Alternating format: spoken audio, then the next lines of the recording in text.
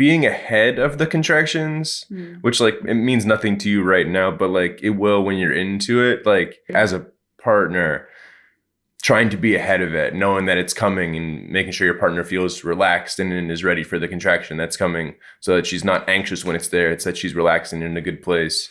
So she's essentially breathing through it. Like if I were like talking about it from exercising, it'd be more like doing yoga as opposed to lifting. You're trying to relax your body to like stretch it out and let your body do work versus like when you're about to do big lifting, which is what the pushing side of it is. This week's reviewer of the week is KLSid86, and she says, the best birth podcast. I've listened to hundreds, if not thousands of hours of birth podcasts in the last 5 years. I'm pregnant with my second and a self-confessed birth nerd. I only recently found this podcast, and I have to say it's quickly become my favorite. A great mix of information and humor. I appreciate every episode. Thank you so much for that awesome review. You guys, if you're listening and you have not yet left a review, please do so. The emails that go out will have it in the very bottom how you can do that, or you can just head to Apple Podcasts or Spotify. Make sure that you scroll down once you click on this podcast, Pregnancy and Birth Made Easy. Scroll down, click the stars, write a review, and let me know if you did it, because I love to talk to you guys on the back end of things as well. This week, I have another awesome birth story for you guys, and I am so excited because we have Dad here as well. It is not as often as I would like that we get to hear from the dads, but I think it is extremely, extremely useful. So thank you both for being here today. And with that, Laura, will you take a moment and introduce both you and your husband? Yeah, for sure. First off, thanks for having us. We're super excited. My name's Laura. This is Mark. We are from the States, but live in Japan right now. We've been here for about a year. And we work here as missionaries. We just had our first son, our first child, about 2 months ago. 2 months ago. 9 weeks today. Yeah. Wow. So fresh in your minds. Yeah, seriously. It's still fresh there. So yeah, we took the My Essential Birth course starting about halfway through pregnancy, and it was just incredibly helpful for us to have, I think, the pregnancy and the birth that we wanted. Awesome.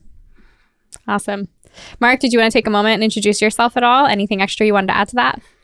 Any fun facts? Anything fun facts? Interesting? Man.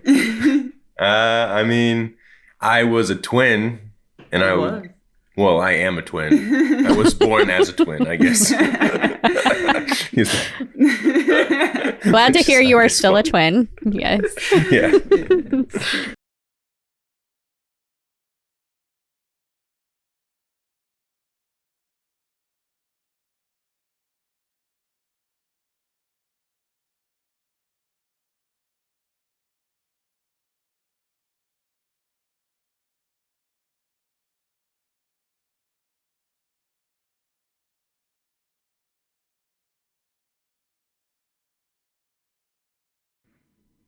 Yeah, definitely. I don't feel like pregnancy was too out of the ordinary for me.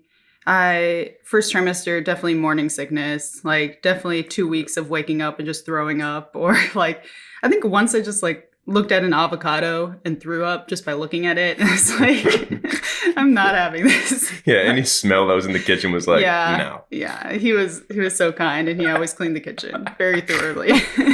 Good husband. Appreciated it. Yeah. Yeah, like wake up, first thing I do is like, all right, let's go get some crackers. That's awesome. So you knew your roles. Yeah. You knew it. But really, other than that, I feel like pregnancy was smooth. As smooth as pregnancy can go, you know? That's awesome. Even into third trimester. So, yeah. Was there anything along the way, anything that like happened, or like any concerns that were brought up by your providers, changing of due dates, any like gestational diabetes or anything along the way that like stands out? Or was it just pretty really smooth and easy going? Honestly, it was, none of that. I think I had a lot of concerns about our provider, because they were so strict as far as like rules of what we could do for birthing and labor. Yeah. But other than that, like pregnancy itself was, fairly smooth besides the throwing up. That's a blessing. That's awesome. Talk to me about your provider a little bit then. What kind of provider did you have? Where were you planning to give birth and all of that? Yeah, for sure. So I think part of it is because we're in Japan and things are just different culturally. I really wanted to give birth at a birth center here because they allowed the freedom of movement and were not so strict. But because of COVID, this was the only hospital that would allow him to be there for birth. And I knew that I definitely needed him, especially in a different country and different culture, that he would be my support person 100%. And so we ultimately decided on a government public hospital here. It's just down the road, 5 minutes, super close. But I had so many hesitations. Honestly, I really wanted to switch. And especially in second trimester, I was just debating so much about it. What should I do? I really just, I don't know. When I would bring my birth plan to them, they were very much we'll probably give you an episiotomy. We'll probably you'll have to birth laying down. You won't be able to move. They were very strict on different things. And I didn't know how much I should push, especially as we have different cultures.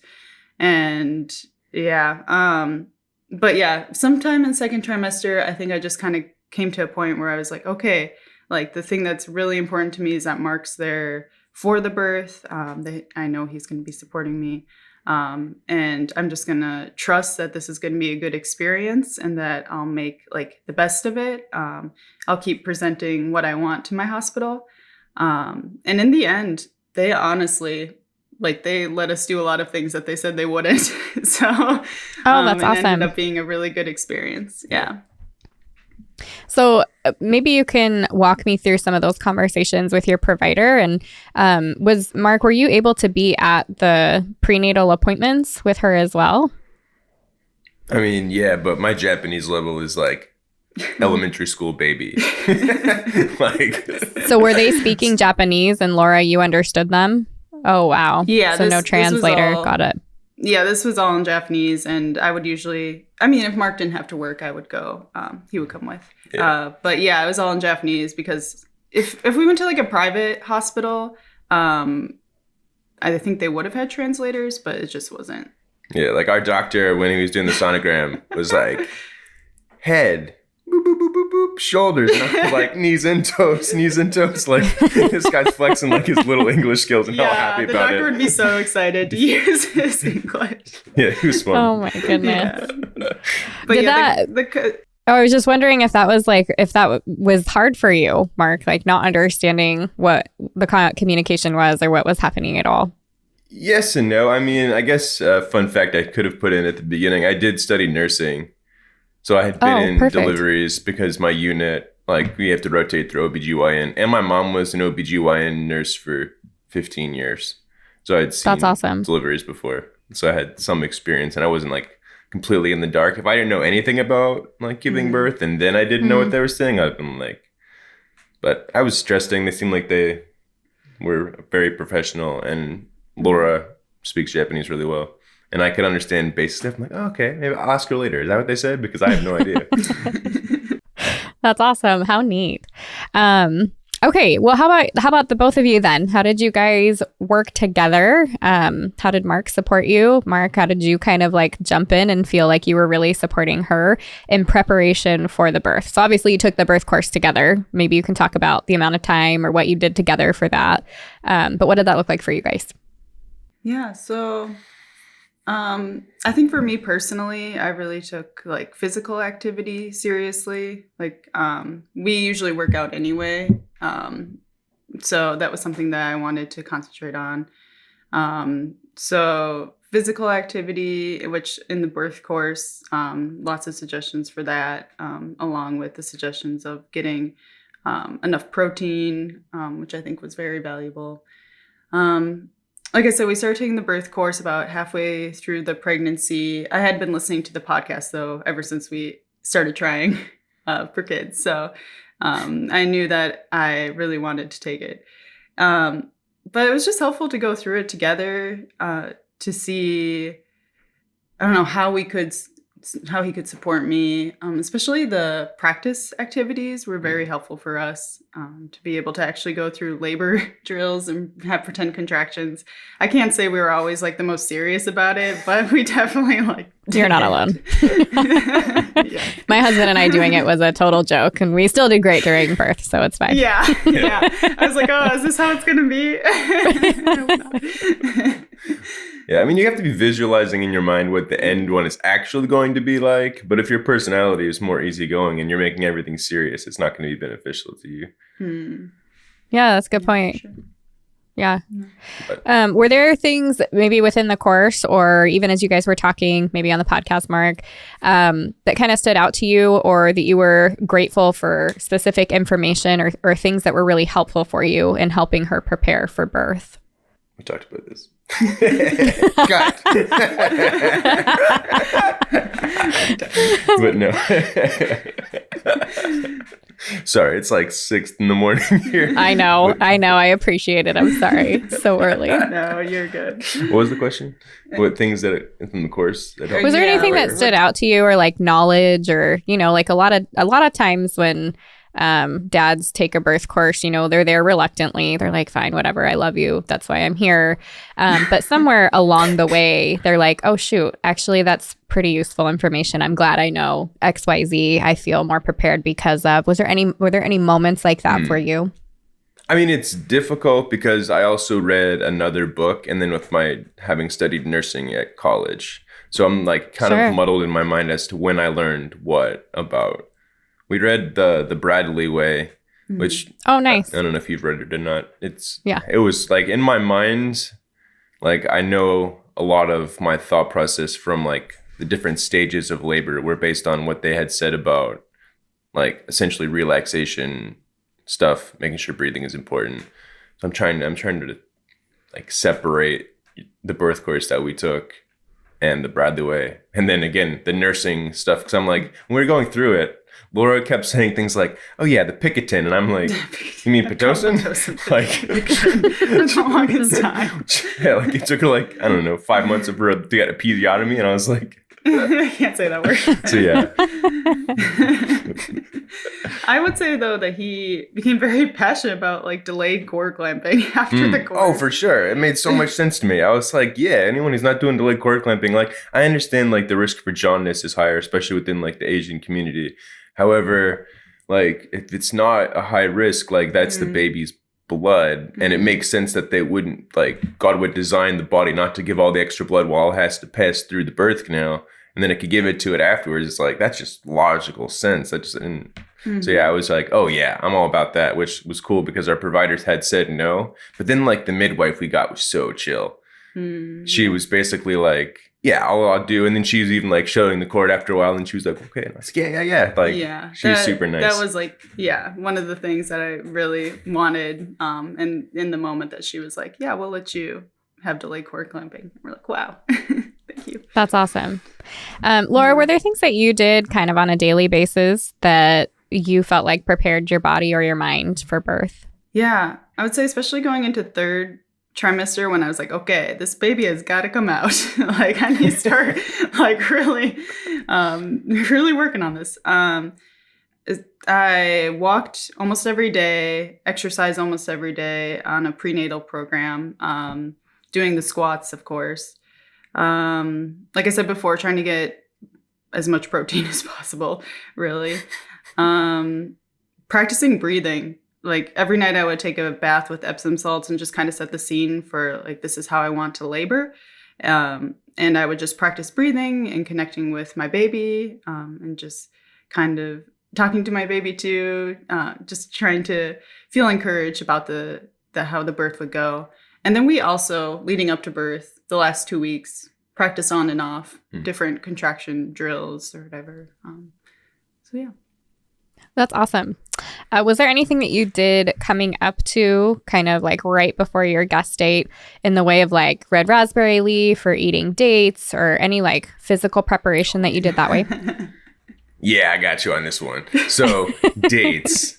if you want to make like a Reese's peanut butter cup into a date treat, you basically cut the date in half. You put peanut butter and the milk chocolate on top of that bad boy. Num num num num num. Like That sounds good. I was snacking on those. My cervix was so ripe. Like I was like, this is for my cervix. Stop eating my dates. I was like, don't worry, I'll make more. Okay, so for those that are listening, look for that recipe on Instagram this week so that you can also get your husband's cervixes ripe, as Mark said. Yes. They're so good. That's awesome. And besides that, raspberry leaf tea every day, for sure as well. Very cool. But the dates were more enjoyable. I'm sure. Did you have any, like, as you came up to birth, did you choose to, or is that common practice there? Did you have vaginal exams? Did they talk to you about any of your numbers, dilation, and all that kind of stuff? Did you have any idea what was happening inside before you went into labor? So something that's interesting about Japan is that they do ultrasounds every single time you go to your prenatal appointment. So from the first week that we went, we had every time you get a transvaginal, is that what it's called? Oh, really? Every time? And then every single time. Yeah, even up until before I gave birth. And then also, were you able to say no to those, or were they like, no, this is happening? I'm not really sure. I was just like, okay, I guess this is how it is. Yeah. Got Put it. you in that like amusement park chair and then like yeah, it's an interesting thing. Awesome. Yeah, and I think part of it too was because I haven't given birth in America, so I don't know what's typical. I just have heard from people that you don't get ultrasounds every single time. So leading up to the week, my last appointment before birth, they did the transvaginal ultrasound, and then he just did an exam and then told me that it's hard to translate, that I was like slightly effaced, that it wasn't dilated at all, but that everything was in the right position, essentially. I'm ready to go. And so he was saying like maybe next week. At this point, this was a few days before my guest date. So okay. Did he talk about induction at all? Like if you go to a certain number of weeks, or was that ever a conversation that you had? They said the longest they would let me go would be 42 weeks. And so when I came to my appointment at the 39 weeks, just before I turned 40 weeks, they said, okay, your next appointment at 40 weeks and 5 days or whatever, we will talk about what could happen if you go to 42 weeks. Okay, and then how about the labor? How about the birth? So fun. No, but really, I think just to preface, labor and birth have been just one of my biggest fears my entire life. And so when we started trying for kids, I was super nervous. I was like, I just don't feel prepared. Like, I don't know what to do. I guess you just see like movies in Hollywood and you hear people's stories, and a lot of times people concentrate on the negative. But I really wanted to believe that it could be something that was beautiful and something that could grow me as a person and that would be memorable. So yeah, going into birth, I was just really nervous, honestly. But as far as labor, man. Like, how did it all start? Like even before labor started, like even like the conversation that Laura had with me that I feel like changed her mindset, or that I recognized was a change, that she recognized that like the female body is essentially designed to give birth, and that it's like this isn't something that's like foreign or unnatural, that it's actually very natural. And then like having the conversation of like the reason that it's so difficult is to like essentially draw you closer to God. It's like why that's like the thing that's put on women to be painful and hard, is that it's like, yeah, it's meant to be difficult because it forces dependence on God, which is why like the earth's hard to work for men, because if we don't have to actually work, we become prideful and think we're of ourselves as the greatest thing on the planet. And it actually pushes us back to God. For like women, it's the same thing. And since her body was designed to do it, when she got that mind shift, it became more of like like my body can do this. It was made to do this, and it's going to be an experience that like pushes me towards God. So it's going to be a good thing, you know? That's really neat. Like maybe take me from the beginning, maybe what that very first contraction looks like all the way through the labor. Yeah.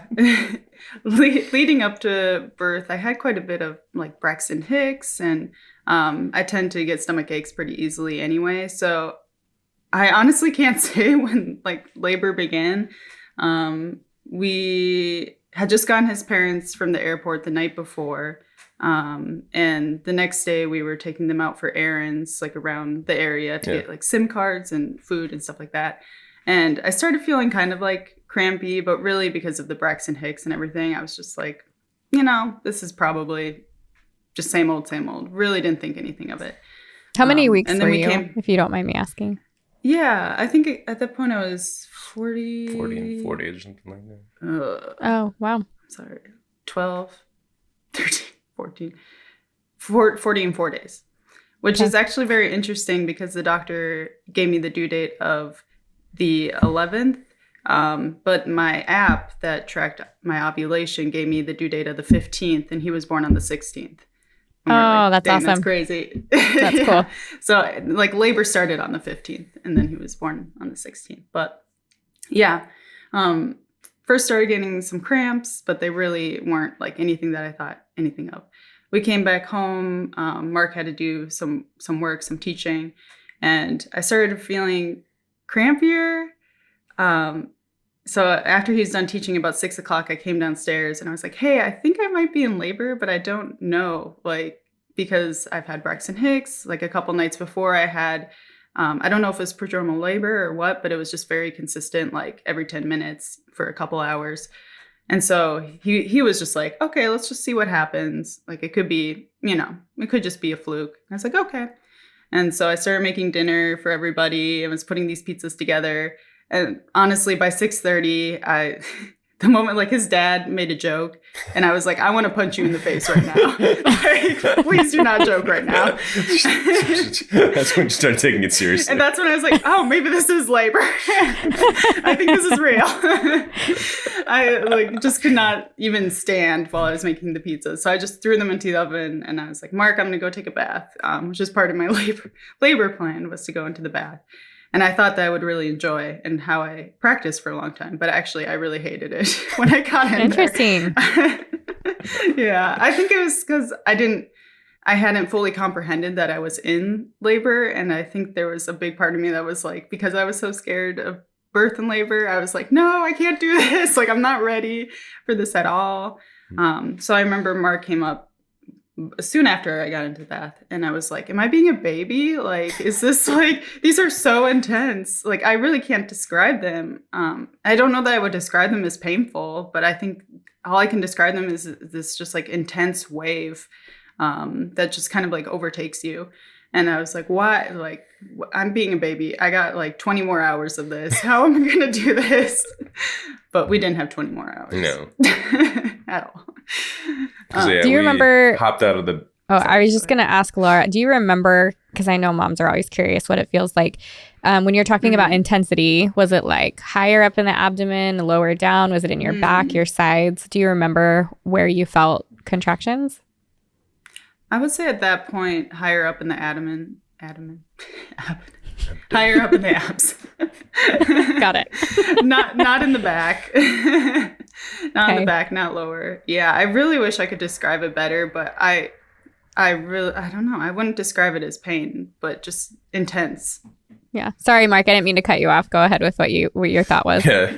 Well, no worries, because like when she was in the bath again, we were like, yeah, pretty sure this is labor, so we hopped out and decided to like time some of the contractions, and then it was like, can I double check those numbers we're supposed to be looking for? Because like, this seems like this is over a minute, and these are 4 minutes. 4 minutes apart. Yeah. Was that not when we're supposed to go to the hospital? Isn't it 311? Like, in our minds, we had planned for like laboring at home. That's why she was saying 20 hours of this. We're like, we had planned to be at home for 5 or 6 hours or whatever it was going to be.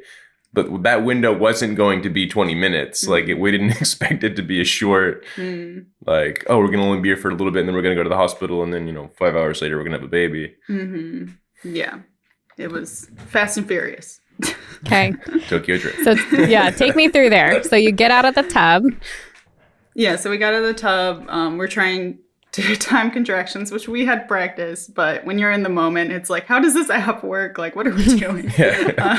Like, when does it start? How do you, like, I think it's at the beginning. I feel nothing. It's supposed to be, he like feels nothing. I'm like feeling everything. So I'm like, I think it's So we called his mom up, who was, like he said, an OBGYN nurse for a long time. And so she helped us, and she's like, you're at like 3.5, 4 minutes apart, like at least a minute. I think you should call the hospital, especially because I had to be the one to call the hospital, to talk to them and to check in and everything. So I was like, what? Like, I was just in so much shock because I thought we were going to have so much time at home. I had all these things planned. Mark had set up, like, what did you? Like candles, turn the lights down.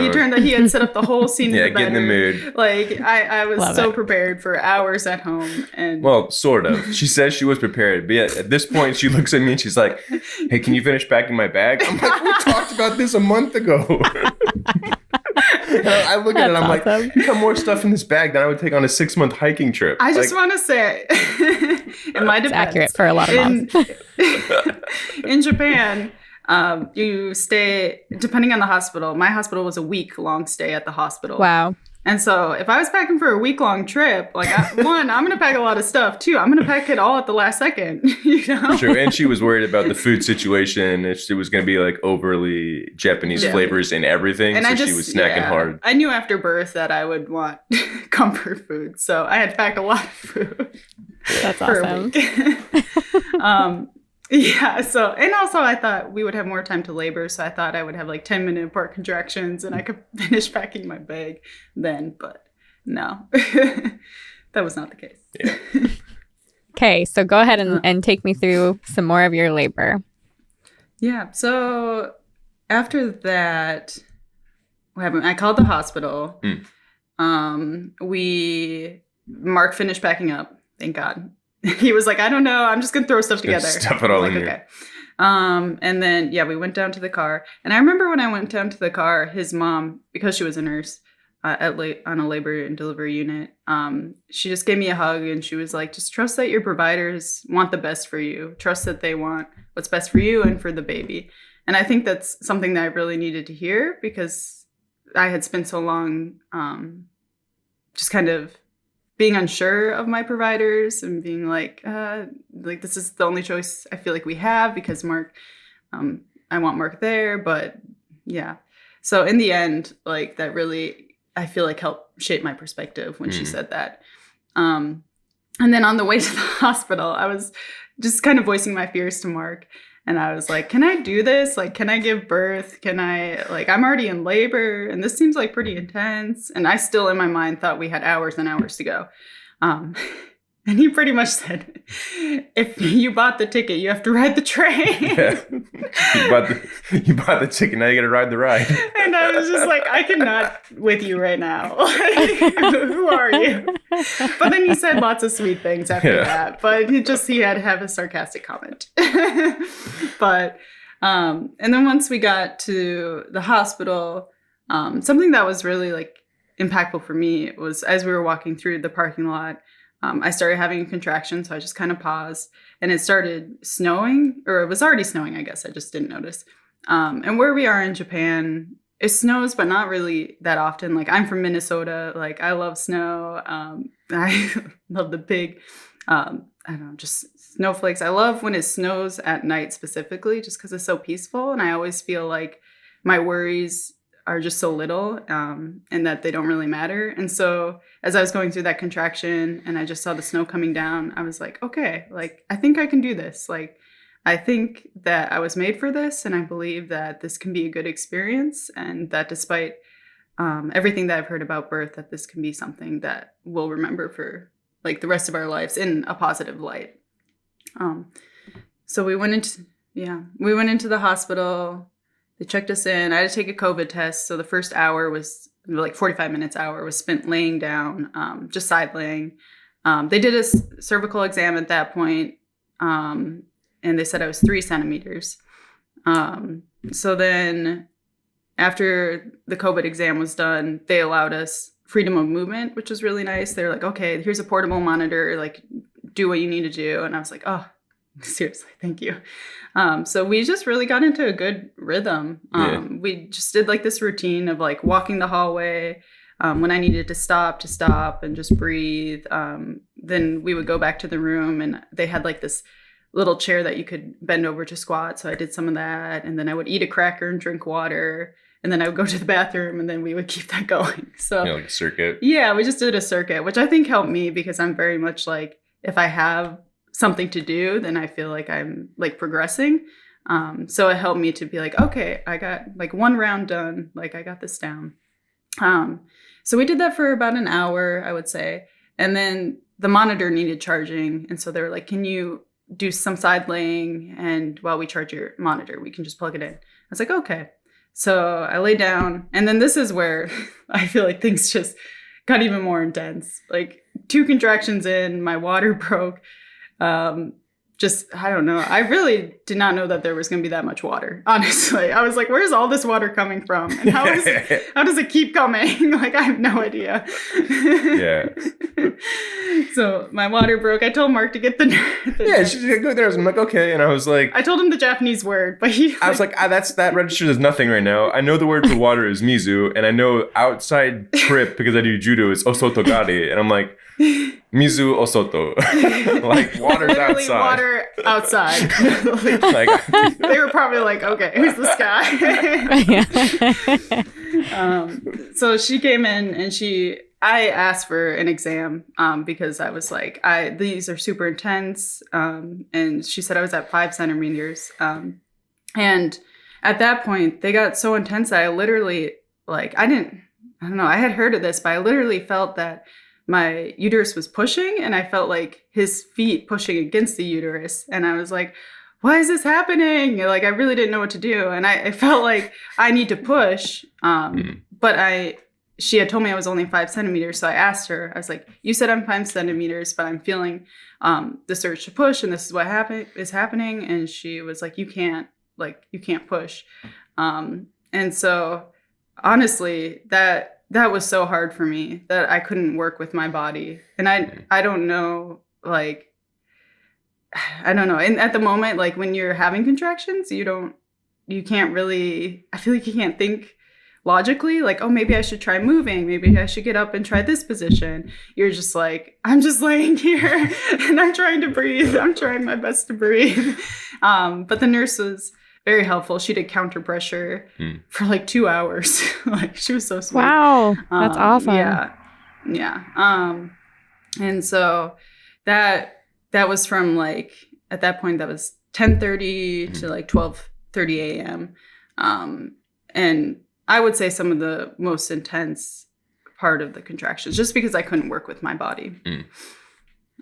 Yeah, and I would say in that window, like, from when we got to the hospital till this point, as like the partner, just being ahead of the contractions, which, like, it means nothing to you right now, but like it will when you're into it, like making sure that she's ready for them when they're coming, so that she's relaxed and in a good, like, peaceful mindset before they show up. Because if you're late on trying to become like restful and peaceful and knowing that it's going to happen, like, I don't know, like the anxiety, or like you just get, like, she would just grimace, where it was like, clearly we're not with it. I don't know if that makes sense, but if you got it beforehand, it was like, yeah, just be chill, like it's coming, okay, relax, good, deep in, breath out, good, let your, like, shoulders relax, let your knees relax, sink into the bed, like, go with it, good, we're moving with it, it's like the ocean, just flow with it, keep going, good, you're doing great. Like, if you get it and, like, you're ahead of it, you're great. If you get behind it, the good news is you're only behind it for that set. It's only going to be the one time where it might be a little bit different, and the next time you get ready, that's like the beauty of it. It just comes in waves. It's like how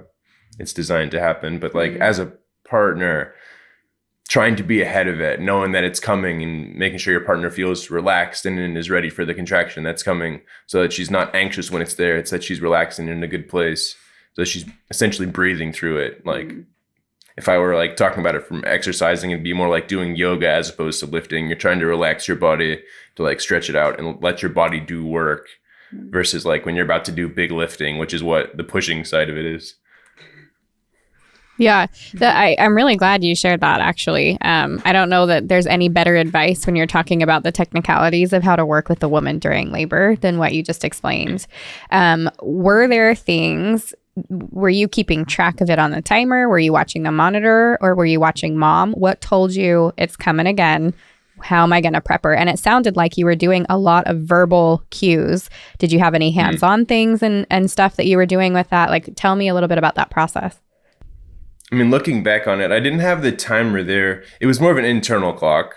Yep. Knowing that these are coming about this far apart, and then going from cues based on how Laura was moving, or what she was doing, like, I don't know, just sensing it. I don't know how else to describe it. Like, you know it's coming, and like, as long as you're like aware. And then in the time between contractions, just trying to like soft rubs or hand holding, verbal encouragement, whatever your wife likes to hear naturally. So if she wants to be told that she's beautiful, tell her that she's beautiful. Like, she's in the moment when she needs to be told that she's loved. Just like remind her of that. And yeah, just go with the natural rhythm of it. If you're not someone who is naturally inclined to keep time, like, maybe use the stopwatch, but then you have to be watching two things, which could be difficult. So if you're going to do it that way, I would practice it. Which sounds weird because that's not my natural inclination. I don't like to practice a lot of stuff. Like, you'd have to look at both, being like aware. But if you're not, like, just focusing on how she's doing, and then you'll get the feel of it. Like, you'll be a part of like what the rhythm is, because it's just a rhythm. It's an ebb and flow. Yeah, that's perfect. I love that you described it that way. And I love that you were able to, that you weren't looking at other things, that you were watching mom, because that's real. If you are paying attention to mom, you'll see it. And she will give those little cues, like meet the way that she takes that first breath when she's going into one, or her body was relaxed and you can see the movement right before she gets ready for a contraction. There are minimal cues right there at the beginning that tell you, like, here we go again. And you kind of just sounds like you rise up and you stand as a rock for her and walk her through that process. And that's really excellent, you guys. I love it because I feel like I'm in the room, and then it makes me like literally want to be there and just watch you guys do your magic, because clearly you were able to work together, and that's huge. That's awesome. Yeah. So then about 12:30 a.m., they said I could push. They didn't do an exam. They said typically that they don't do cervical exams when you come in, that they base it on where the baby's heartbeat is and kind of where your contraction's at and where you're at. I just kept requesting them because I was like, surely I can push now. I was just in such a like trying to get to that point of like, I'm ready to push. So they finally said at 12:30, like, you can push. And I just honestly, like, my contractions kind of fizzled. Yeah, fizzled. And I know they y'all talked about that in the birth course of like that the contractions can kind of come to a point where they are like not as intense, just to give your body a rest, like kind of a natural way. So I was mentally prepared for that, and I knew that, but I think because I had such intense contractions that literally I felt my body pushing him, I was very confused and was just kind of like, what do I do? And then this is kind of also where I felt some pressure from my provider, where they're like, okay, let's get you, like, they had me on the table thing, the bed chair thing. Yeah, I don't know. The park ride. Yeah, and they're like, okay, we're gonna start pushing, and I was like, I don't know that I'm ready to push, honestly. But I just tried to like breathe through the contractions and work with them as best I could. Like, if I felt a contraction that was more like, okay, I can push with this, and I would. If I didn't, I would just breathe through it and just let it happen. And at first I was just laying down, but then I really wasn't. The feet up in the it's my laying down. But nothing was really progressing. So finally I asked the midwife. I was like, "Can I side lay? Like, are you okay with that?" And she said, "Yeah." So I went on my side, and I was so grateful that she let me do that.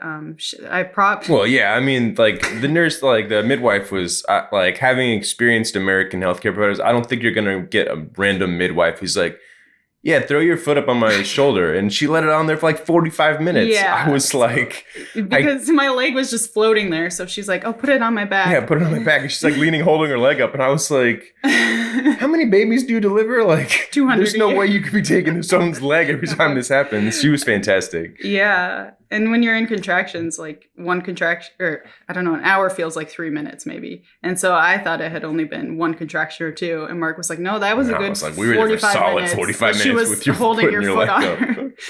Yeah, she's awesome. So I did some side laying, first on the left and then on the right. And when I was on my right side was when his head started to show. And it took like from the time that his head started to show to when he was born, which was when his head came out. Because I just pushed him all. Oh, is that what happens? The baby comes out when he's born? Wow. It was 45 minutes. And so at some point in the side laying, they were like, we're going to have to give you something, Pitocin. So when you're going to say Picotin. I was. They're like, we're going to have to give you Pitocin to like get this moving because it's been so long. And that's when I wanted to stay in the side laying or I wanted to get in a different position because I knew I was just not really still wasn't really feeling with the contractions, but I was like, okay, I need to like get to work because I don't want Pitocin. Like I just want to like have this baby. So I just flipped over and then we started pushing again.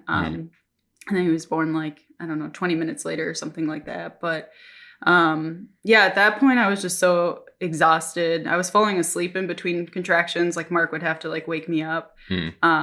But something that like really touched me was how invested Mark was like in it. Like as soon as they saw the head and Mark looked over and he saw the head, I could hear Mark like trying not to cry. Like every single time he was coaching me through a contraction, I could hear him like tearing up and he would just be like, oh, that was so beautiful. Like you pushed so well. Like that was so good. Or like if I didn't push, he was like, that's okay. Like just wait for like when you feel like it's right. Like he was just so encouraging about it. And I was glad because I had a lot of emotions about it, the whole everything going on. But then hearing him like also emotionally invested meant a lot. Yeah, I would say for partners, like emotionally, it's a new experience. It's unlike anything you've experienced before because you can't like replicate it. But if the first like part of laboring is like trying to get them to relax and breathe through it and be like let their body do work, when they get to the pushing side of it, if you're a guy who's ever worked out at the gym, honestly, like you're ready to teach them how to push. Because it was like the weirdest experience where I'm like, hold on a second. I say this exact same thing to my brother and my friend at the gym. Like this is the exact same setup. Because you want them to get like a good deep breath where they're ready to push heavy weight. Because they're, and then it's, okay, not this one weight, breathe through it, be like, and then you're like, oh, now it's time to push. So you get them on the good, because you don't want to be like empty breathed when you're trying to make a big lift. Because then when you like you're just gonna die.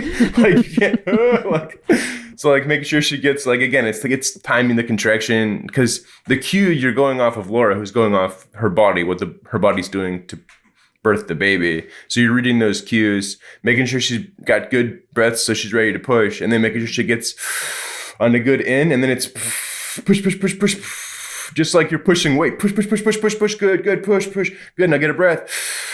All right, good, go again, push. It's literally the exact same thing you would say to your friends who are lifting at the gym. Like emotionally, again, completely different. You're in a different space emotionally.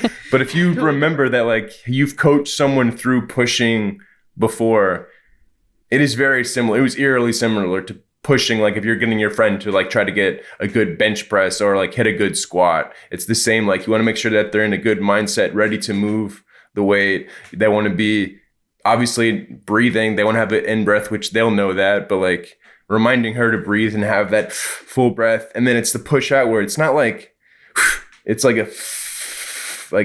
and you, again, if you've ever worked out at the gym, you know what that should look like and sound like. So trying to get her to do that will help her to like essentially use the muscles that she's using to push out the baby. And just so you know, you're aware and can do that because you've done it before. In a very different but very similar situation. And I was like shocked when I was like, hold on a second, this is the exact same thing that I do at the gym. This is the weirdest experience. Sorry. That's awesome. And it's like Laura had mentioned before, like having something to focus on was probably really helpful, you know, during that pushing stage. So that's really neat. How did you feel like through that pushing stage? Was it comfortable? Would you describe it as painful? Like, how was that for you? And then once baby was born? Yeah, I would describe a lot of burning. Honestly, I think because they had me laying down, it was more painful than I expected. Well, I don't know. Maybe I was kind of expecting it because I knew they wanted me to lay down. But just because I couldn't find a different position to find relief, I was having more burning, more just really intense sensation. Like I was telling Mark later, I was like, kept thinking, surely his head can't be any bigger than this. Like, surely his head will come out now. Like, there's no way. And because it took so long, I feel like his head was just there. Yeah, it was there for forever. A bunch of. But I honestly, reflecting on all of it, I think that if I had been able to use different positions, that I could have found relief in that. Like, I truly believe that. So eventually I was able to push his head out, and then I knew I was supposed to take like a contraction or two for the shoulders, but I was just like, I'm so tired. I don't even know if I was having a contraction. I think I just pushed him out. I think I was like, I'm tired. Like, I'm ready. And so I actually didn't tear at all with his head. And they didn't give me an episiotomy, even though they said they probably would. But I tore a little with his shoulders, they said, in the end. But after he was born, I was just shaking so much. I don't know. Mark was saying it was something with the hormones changing, probably. Yeah, but then also totally just the normal experience, you know. Right. I could not stop shaking. I was kind of scared to hold him. But yeah, it was so surreal, honestly, as he came out, and then as they handed him to me. I was like, wow, like I'm a mom. Like I really didn't know how to wrap my mind around that. And I remember asking the nurses, like, can I be a mom? Like, do I have the abilities to be a mom? And they were like, you already are. And I was like, oh, okay. Yeah, the nurses were so great. They were so sweet, honestly, like in the end. So yeah, and then we just got to spend some time together. Unfortunately, because of COVID, Mark couldn't visit me the week in the hospital, which was like a huge bummer. Like my birthday was the next day. His birthday was the next day. My birthday, didn't see the baby. So we were so sad, but they said he would have an hour that he could spend with me and the baby after he was born. But the nurse let us. For as long as I was. Yeah, like he could have stayed longer, but it was like 5 a.m. and we were both like falling asleep by the time he left. Yeah.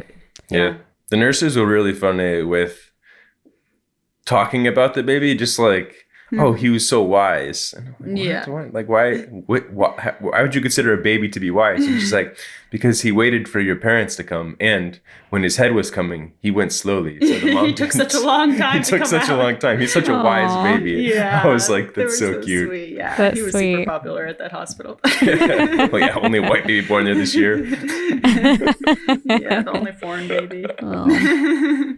I did have that thought though, actually, just earlier, not necessarily about your baby being wise, but about our how your body works when, like you said, your parents came, and there is something there even subconsciously of like that comfort of like, okay, like now we have the help here. Or it's interesting how you see that's like a pretty common occurrence when situations happen like that, where it's like this person arrives or something happens that you were waiting for, and it's like now we can have the baby, and it just kind of all works together like that. So that's pretty neat. I like that a lot. Anything else you want to add before I ask you about your very best advice for moms and dads? I don't think so. I mean, I think what I'm thinking of, I think would go into very best advice, actually. Okay, let's hear it then. Yeah. So after the birth, especially the few days afterwards, I just really didn't know if I enjoyed the experience, to be honest. Afterwards, I was just kind of like, wow, that was very challenging, and I didn't really, I don't know if I enjoyed it. And so my best advice for women who just gave birth is to process your birth experience. Like, I know that's easier said than done when it comes to like having time with a new baby, or even just sometimes maybe you don't want to process it. Maybe it's something like can have a painful memory. But I would really encourage women to process it, because I think that your birth story has a lot of power. And if you allow yourself to process and think about and reflect on it, What about it didn't I not like? What did I like about it? What was beautiful? What was hard? Why was it hard? I think that can help, it at least help me step into a lot of freedom into my birth story, and help me understand better too. Like if we have kids in the future, like how can I labor better and then also birth better? Like how can I work more with my body? So yeah, in the end, like honestly, I love our birth. I love our labor, as hard as it was, as like challenging as it was, and the random things that came up that I wasn't really expecting. I would say that it was one of my favorite experiences. That's awesome. Do you have, Laura, what would you say to dads that are listening from mom's perspective? What would be your advice for them? Yeah, just stay by your side. Honestly, I think everybody feels love in different ways. For me, I'm very much words of encouragement, and Mark knew that.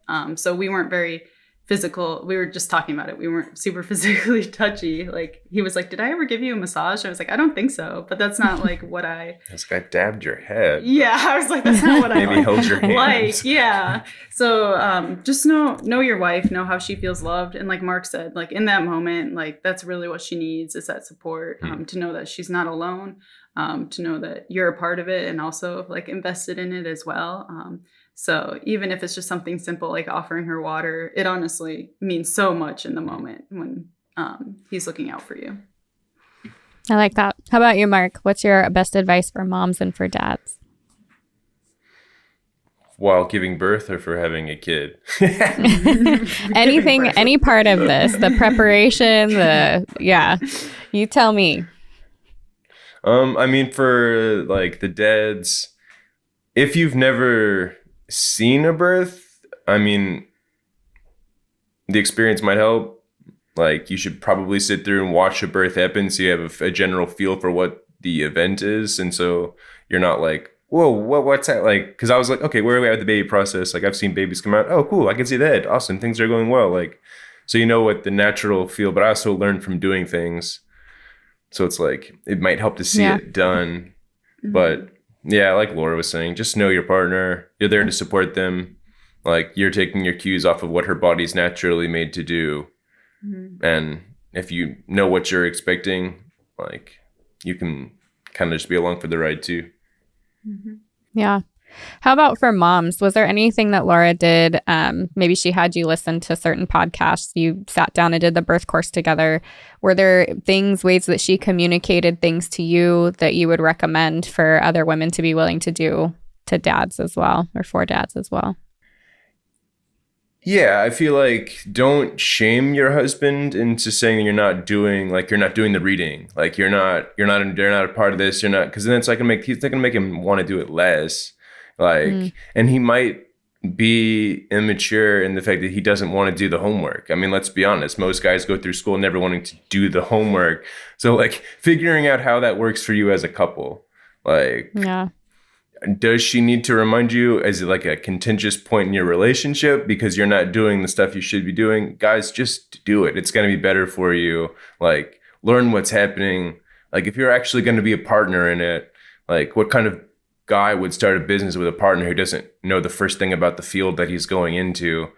So it is just, you have to do some work. There is like some upfront stuff, but it's worth it. Like, you don't feel like you're completely immature and ill-equipped. So like, don't put it on your wife to nag you to do it. But wives, don't shame your husbands for like, oh, you said you wanted to do this. Like, you haven't done this part of the reading. Like, you have to eventually do it. And then just practicing the different stages. And like, you can put that off for a bit, but it's going to get to the point where it's game day. And if you haven't done the practice, like it's going to be a harder game than it could have been. So just knowing that you can put it off for a bit, but eventually, like, if you're listening to this and you feel like maybe I should do it, you probably should do it. If you're at the point where it's like, oh, maybe it should be now, because you never know when like that birth could happen. So don't keep saying like, oh yeah, we have time, because before you realize that you're packing your bags. When your wife is in labor. Good advice. And a great birth story. Thank you both for joining me here today. I really enjoyed the time, and I know other people will too. Thanks so much. Awesome. Thanks for having us. Yes.